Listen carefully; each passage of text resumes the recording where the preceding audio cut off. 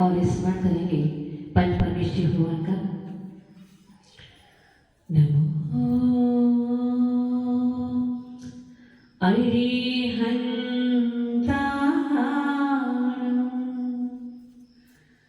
नमो सिद्धाणं, नमो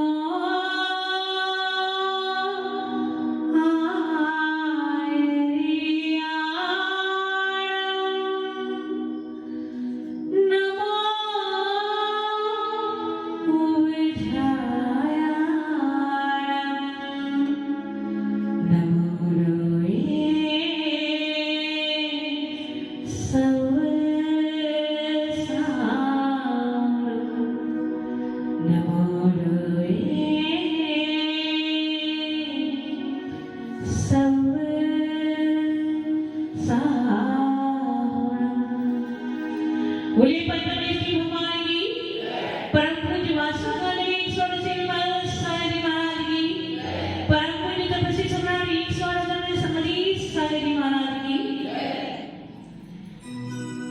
करता हजारों कोशिशें अनिमेष जो भी देखता,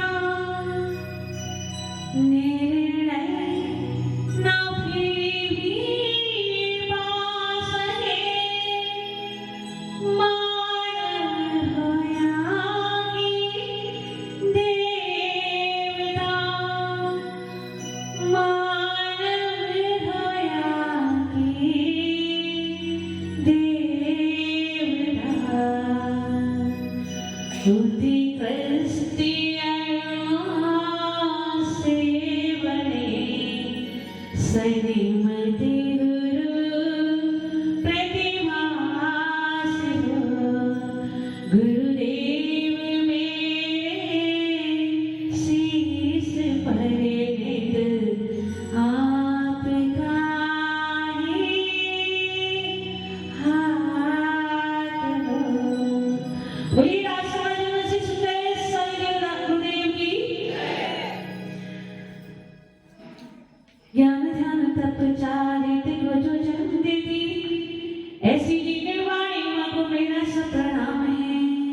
ज्ञान ध्यान तप चारित को जो जन्म देती, ऐसी जीने वाणी माँ को मेरा सब प्रणाम है। धीर वीर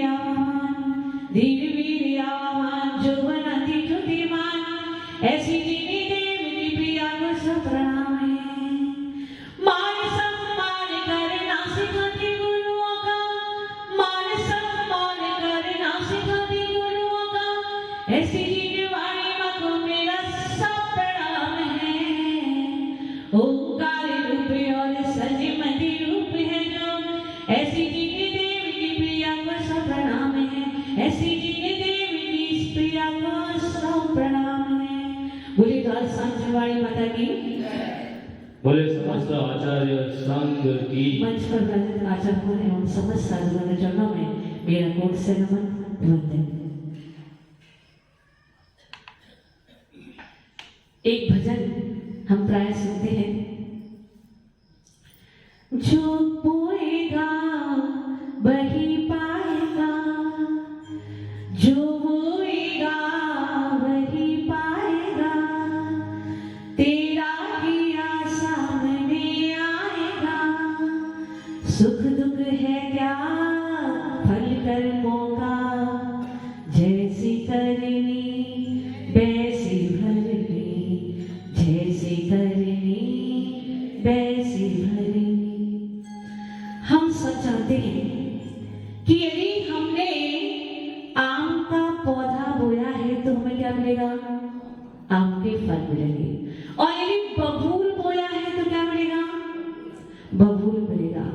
कहने का तात्पर्य इतना ही है कि हम सबको पता है कि जैसे जैसे भाव हम बनाते हैं, जैसे जैसे हम कर्म करते हैं, वैसा वैसा फल हमें प्राप्त होता है। लेकिन फिर भी जब कर्म का उदय आ जाता है तो हम क्या करते करते हैं, दूसरों को दोषी ठहराया करते हैं। ऐसा नहीं होता। देखो, संसार में सब कुछ इधर से उधर हो सकता है, लेकिन जो कर्म है वो ऐसे न्यायाधीश हैं जो किसी के साथ भी पक्षपात नहीं करते। चाहे कोई राजा हो, कोई रंग हो, कोई भिखारी हो या कोई अरबपति हो, जो जैसा करता है, जैसे भावों से करता है, तीव्र भाव से करता है, मंद भाव से करता है, ज्ञात भाव से करता है, अज्ञात भाव से करता है, जैसे जैसे परिणामों से करता है, वैसा ही फल उसको मिलता है। वैसे ही उसकी अवधि भी निर्धारित हो जाया करती है कि ये फल कितने समय तक आपको फल देने वाला है। जब किसी कर्म का उदय हो जाता है, उदय में आ जाता है, तो वो फल अवश्य ही निर्जरित भी होता है। यानी कि एक बार जब कर्म उदय में आ गया तो अपना फल तो देगा ही देगा। यदि आप उसको समता से सहन कर लेंगे, जिस समय कर्म का उदय आ रहा है उस समय ये विचार कर लेंगे, कोई बात नहीं, ये तो मैंने ही तो किया था। आज जो कुछ भी मुझे जैसा जैसा मिल रहा है, वो जैसा जैसा मैंने परिणाम बनाया था, जैसा जैसा बीज मैंने बोया था, वही मुझे आज प्राप्त हो रहा है। लेकिन ऐसा होता नहीं है। जानते हैं पर मानते नहीं है, विश्वास नहीं कर पाते, श्रद्धा नहीं कर पाते। यदि एक बार कर्म उदय में आ गया तो वो अपना फल देकर ही जाएगा। और उस कर्म के उदय में यदि हमने अपने आप को संभाल लिया, अपने परिणामों को देख लिया, विचार लिया कि इसका दोषी कोई और नहीं, मैं स्वयं हूं, तो वो फल जैसा आया है वैसा फल देकर निर्जरित भी हो जाएगा। और यदि आपने उस कर्म के उदय में आकुल व्याकुल हो गए, ऊपर नीचे हो गए, तो क्या होगा? वो कर्म अपना फल तो देगा ही देगा, लेकिन आगे के लिए नवीन कर्म का बंध भी करा देगा। किसी के साथ पक्षपात नहीं होता है, जैसा करोगे वैसा ही मिलेगा। इस जम्बूद्वीप के भरत क्षेत्र में एक संयमपुर नाम का नगर था, रत्न संयम नाम का नगर था, जहां पर एक श्रीकंठ नाम का राजा राज्य करता था। उसकी रानी का नाम श्रीमती था। दोनों बड़े धर्मात्मा थे, जिन्हें भगवान की नित्य प्रति वंदना किया करते थे, उपासना किया करते और 4 प्रकार का साधुओं को दान भी दिया करते थे। एक दिन वो दंपति भगवान जिनेंद्र की पूजन अर्चन करके वापस आ रहे थे। इतने में ही उन्हें एक निग्रंथ साधु के दर्शन हुए। दोनों हाथ जोड़कर बैठ गए, गुरुदेव की वाणी को श्रवण किया और उनसे व्रत ग्रहण कर लिए। उस समय तक तो नियम का पालन होता रहा, लेकिन कालांतर में क्या हुआ कि राजा के ऐसे अशुभ कर्म का उदय आया कि वह नियम का पालन नहीं कर सका। उसने अपने नियमों को छोड़ दिया, सम्यक से च्युत हो गया, मिथ्यात्व में आ गया, जिन धर्म की निंदा करने लगा और मिथ्या दृष्टियों के संगत में पड़कर सब कुछ विपरीत कार्य करने लगा। ऐसा उन्हें श्रीकंठ राजा एक बार अपने 500 मित्रों के साथ में वन क्रीड़ा के लिए गया और जब वे वहां पर पहुंचा तो उसने वहां देखा कि एक निग्रंथ मुनिराज ध्यानारूढ़ थे और ऐसे स्थान पर बैठते जहां पर प्रकाश भी उपलब्ध नहीं था।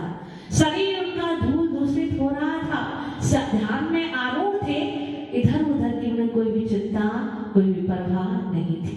राजा की दृष्टि जैसे ही उन वनराज के ऊपर पड़ी, उसने उनको अपना अपशगुन मांग लिया और क्या कहा? कोड़े हैं, ये तो कोड़े हैं, और उनको कोड़े कोड़े कहते कहते पास के समुद्र में फेंकवा दिया। लेकिन वो वनराज परम ध्यानी थे, वीतरागी थे, उपसर्ग आ जाने पर भी जरा भी विचलित नहीं हुए। जब उस राजा ने देखा कि मैंने इनको समुद्र में फेंकवा दिया है, फिर भी उनकी ध्यान की अवस्था बिल्कुल भी चुप नहीं हुई है, वे अपने ध्यान में ही मग्न हैं, तो राजा के मन में कोई भाव आया और उसने उस मुनराज को समुद्र से बाहर निकलवा दिया। धीरे धीरे समय व्यतीत होने लगा और एक बार फिर वह राजा वन क्रीड़ा के लिए वन में गया। जब वह जा रहा था तो पुनः उसे एक बीतरागी मुद्रा के दर्शन हो गए। वे मुनराज नगर की ओर आहार के लिए आ रहे थे। जैसे ही राजा की दृष्टि उस पर पड़ी तो वह क्रोध से आग बबूला हो गया। बोला, अरे नंगे, तुम कितने निर्लज्ज हो, तुम्हें शर्म नहीं आती? इस प्रकार से उनको अपशब्द बोलते हुए उसने क्या किया, उनको मारने का उपक्रम किया और तलवार हाथ में उठा ली। लेकिन कुछ उसका पुण्य उदय में था कि तलवार उठाने के बाद भी उसके अंतरंग में एकदम से दया उत्पन्न हो गई, करुणा उत्पन्न हो गई और वह अपनी तलवार वहीं छोड़कर अपने महल में वापस चला गया। वहां पहुंचकर उसने अपनी रानी को, श्रीमती को सब कुछ वृत्तांत सुनाया। और स्त्रियां क्या होती हैं, जो पतिव्रता स्त्रियां होती हैं, वो क्या करती हैं, अपने पति को सन्मार्ग पर लगाती हैं, धर्म के मार्ग पर लगाती हैं। उस रानी ने जैसे ही अपने पति के मुख से सुना कि उसने अपने व्रतों को छोड़ दिया है, वह दिगंबर धर्म की निंदा करता है और उसने इस प्रकार से निघृंत साधुओं पर, बीतरागी साधुओं पर उपसर्ग किया है, तो वो रानी एकदम शोकाकुल हो गई। उसे अपनी जरा भी सुध बुध नहीं रही, खाना पीना छोड़ दिया और जाके अपनी सैया पर लेट गई। जब राजा को पता चला कि रानी बड़े कष्ट में है, वो कुछ भी नहीं कर रही है, ना भोजन कर रही है, ना पान कर रही है, ना किसी से बोल रही है, ना किसी से कुछ कह रही है, तो राजा को बड़ा आश्चर्य हुआ। वो पहुंचा उसके पास, बोला, रानी क्या बात है, तुम्हारा ये हाल क्यों हो रहा है, कैसे तुम्हारी ये दशा हो रही है, क्या कारण है? रानी फिर भी कुछ भी नहीं बोली। हताश होकर के वह राजा दासियों के पास पहुंचा और उनसे पूछा, रानी की इस प्रकार की अवस्था का कारण कौन है? तो दासियों ने बताया कि हे राजन, जब से रानी ने आपके मुखारविंद से सुना है कि आपने अपने व्रतों को छोड़ दिया है और आपने इस प्रकार से साधुओं पर उपसर्ग किया है, तब से वह रानी इस प्रकार से शोकाकुल हो रही है। राजा को अपनी गलती का एहसास हुआ, पश्चाताप हुआ। उसने कहा, हे प्रिय, तुम चिंता नहीं करो, मैं जरूर सम्यक्त को ग्रहण करूंगा, जिस धर्म को ग्रहण करूंगा।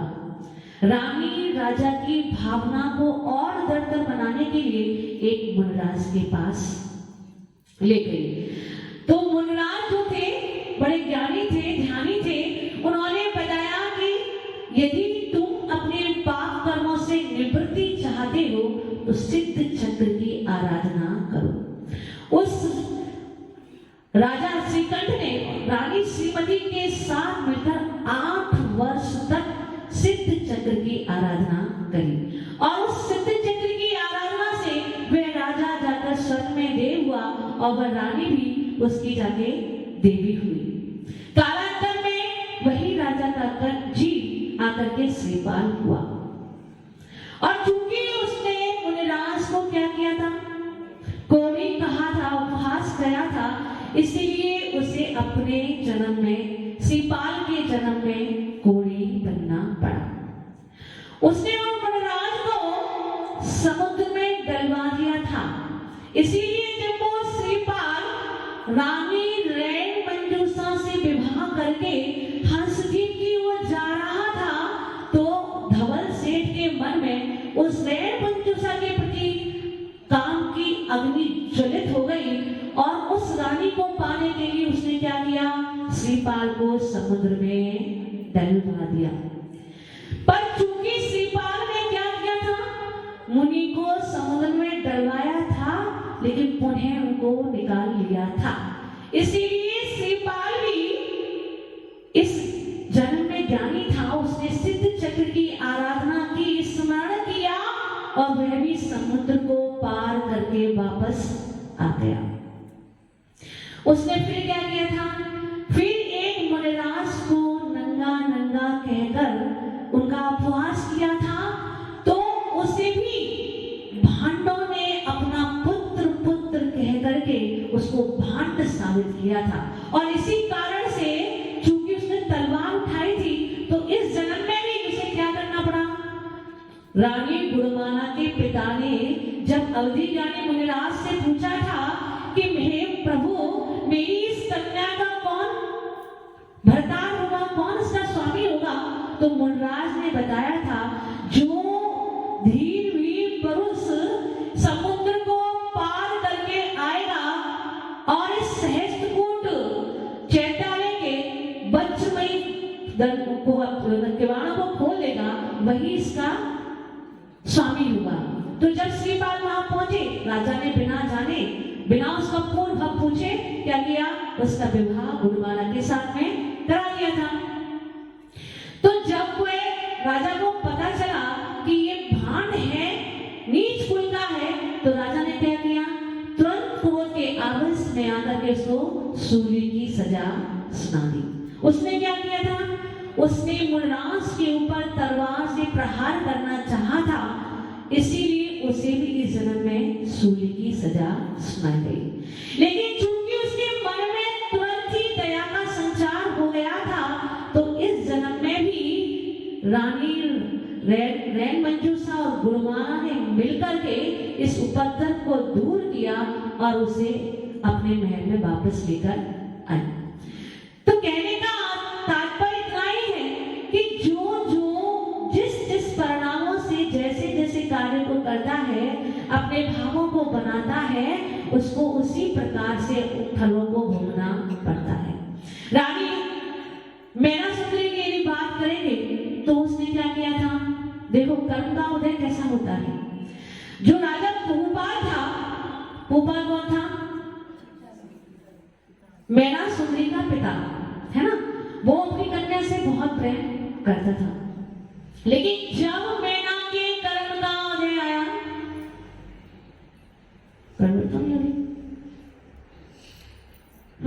जब मैना के कर्म का उदय आया तो उसकी बुद्धि कैसी हो गई कि इसको तो कोने के साथ ही विवाह करना है।